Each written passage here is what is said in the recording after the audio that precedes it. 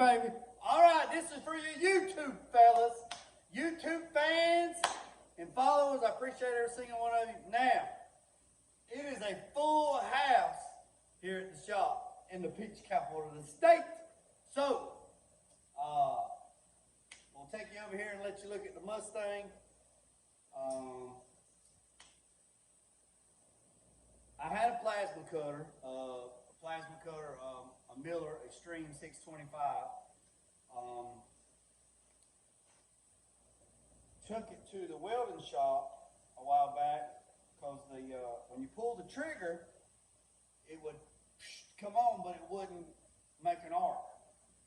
So therefore, I took it to the shop that I got it from, and they called me back and they tell me that the processor's bad.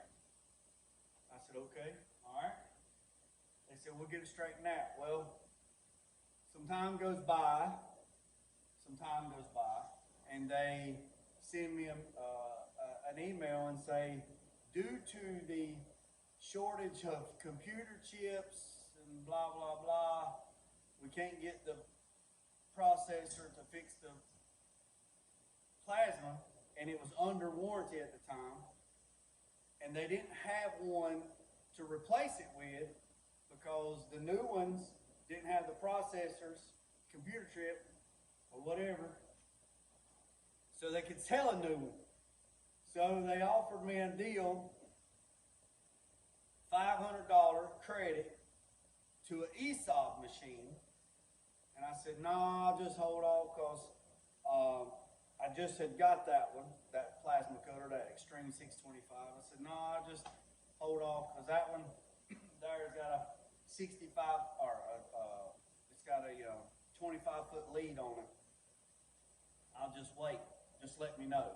Now, take in mind now, this store is not, I didn't just walk in and buy a pair of gloves. I've had a decades of business with this store. So the store manager knows me, knows my cell phone number, he knows my email address.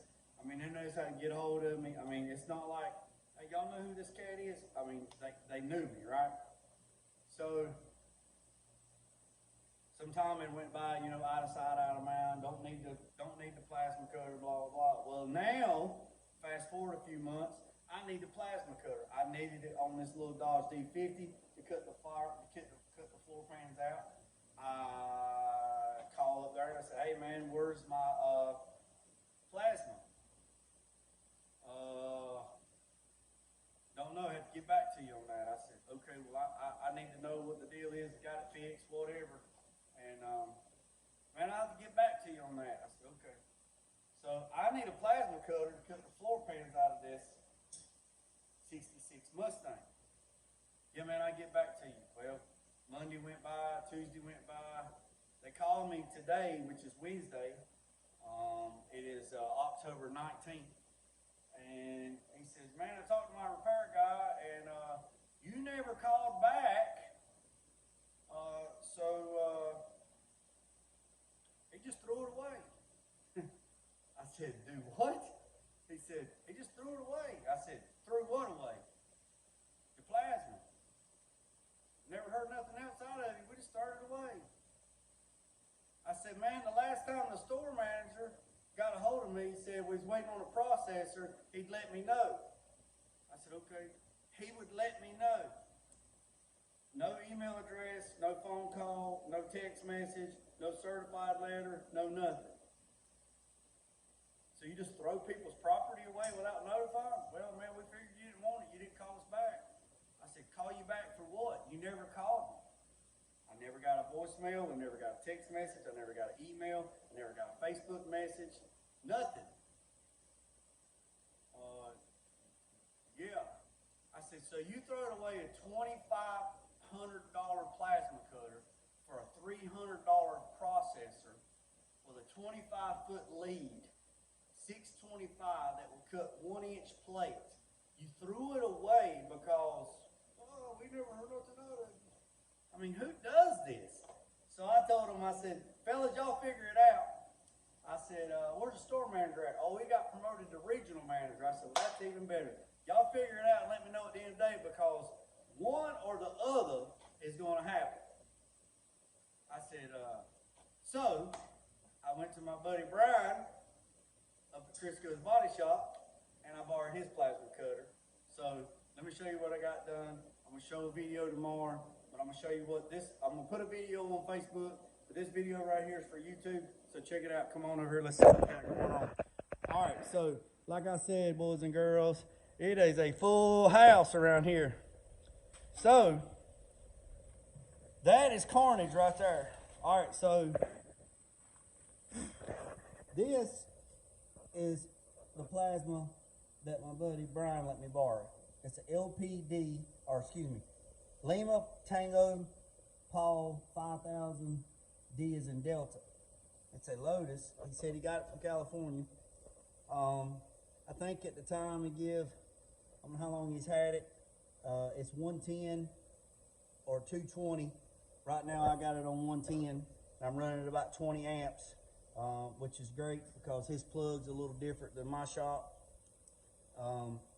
So that's okay.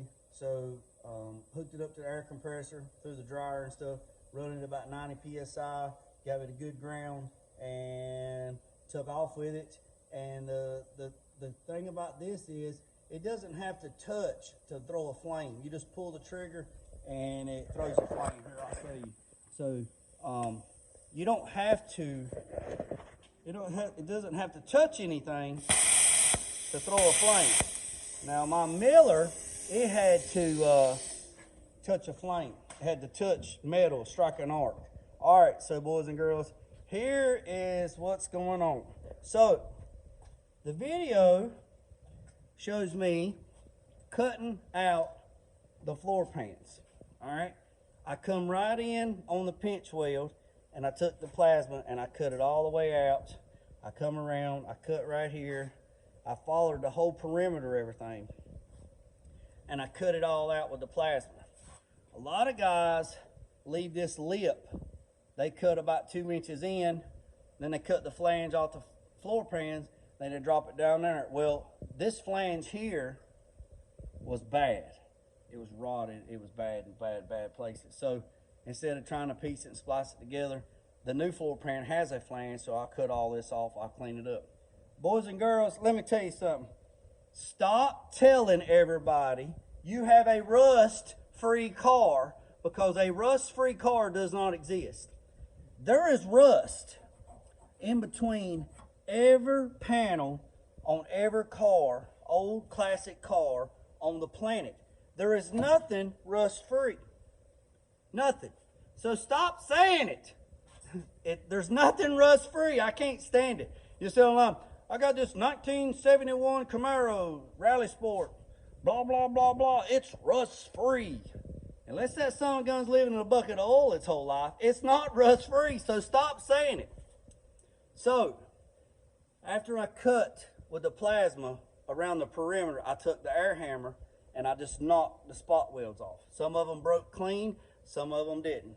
A lot of guys will cut the floor pans and they will cut right here.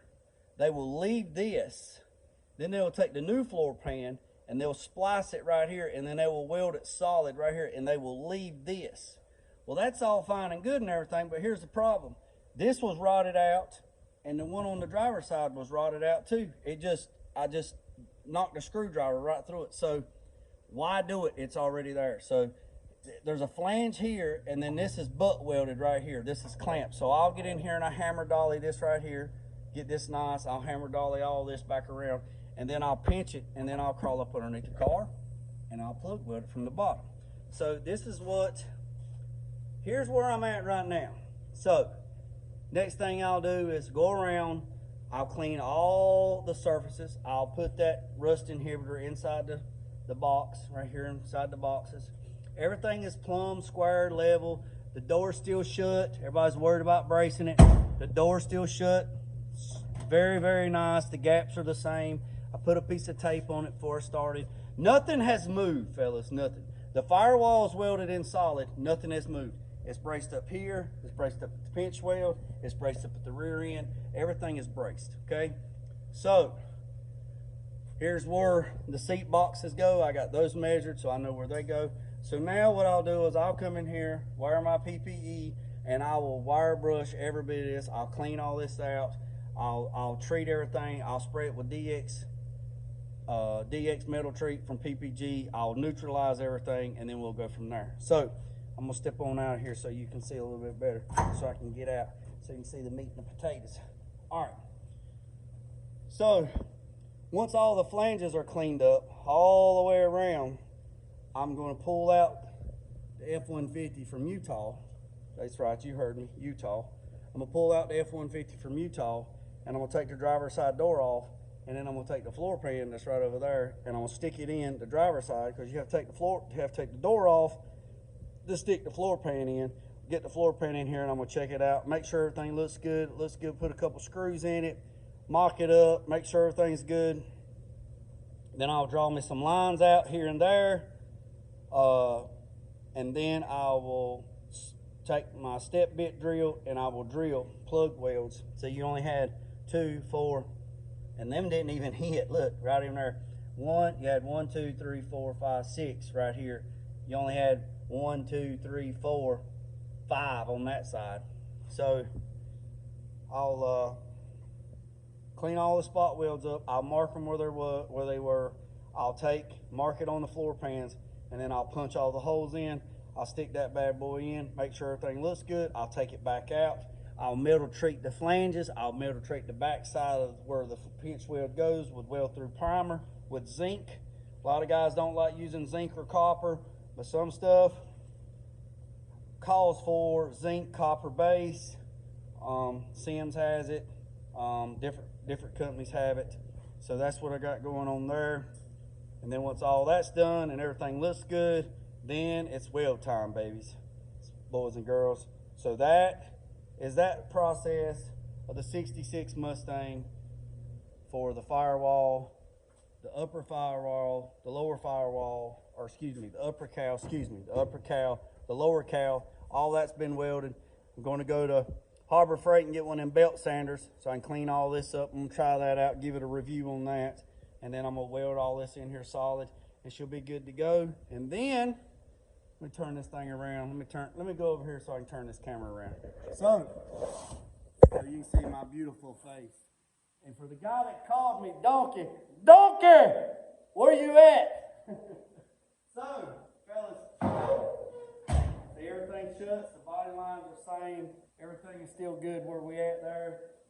So I'm happy with that, so praise Jesus. So, like I said, tomorrow I'll pull out, because it's quitting time today, I'll pull out the F-150, move some stuff around, take the driver's side door off after I pin the hinge so I know to put it back in the exact same spot. Once I do that, I'll take the floor pan, I'll stick it in the hole and check it out and see what it looks like. And then I'll repeat that a few times until it looks good. Yeah, fellas, don't throw that floor pan in there and say, oh, it looks good, and start welding. Because you can measure 100 times and cut once, but you can only cut once. You can't add it back. You can welding, but it's better to double check your work and go from there. So that's on that. And then on the F-150, it's been starting getting blocked, and I'm hoping it's the final block with all linear blocks. That's CRE 321. It's been on that bad boy for about 3 weeks now, sitting in the booth. It's completely cured out as far as it's going to go. Guy cut it and blocking it, but I'll show a video on that later. So remember what I said, fellas. Give me a like, give me a share, give me a subscribe.